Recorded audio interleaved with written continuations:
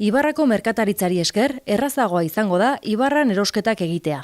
Erosketak bezeroaren etxera eramango dituzte, herrian bertan erosteko erraztasun handiagoak emate aldera. Helburua da jendeari pixka bizitza errestu eta bai adineko jendei edo denborak gabe dabilen jendeai edo erosketak etxea eman alizateko aukera hori, ez?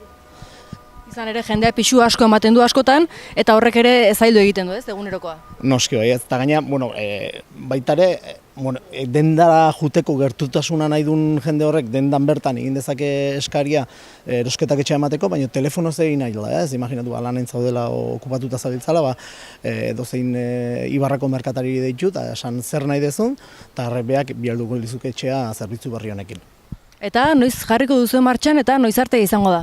Iraietik aurrea jarri da martxan eta printzipioz ez du etenik izango. Asteartetan da ostiraletan emango da zerbitzuei eta erosketak betire eguerdiko 12 baino lehen egin behar dira. Banaketa eguerdiko ordu bat eta ordu biak tarten izango delarik. Produktua banatzeko modua, modu jasangarri baten izango da, ez? Hoi da, oso bizikleta xalatu da, hola aurren karrua daukelarik, horre erosketak eta emateko, eta zuk esan bezala ez du kutsatzen, ez du ezer konsumitzen, eta gaina osasuntsu egongo da, banatzailea.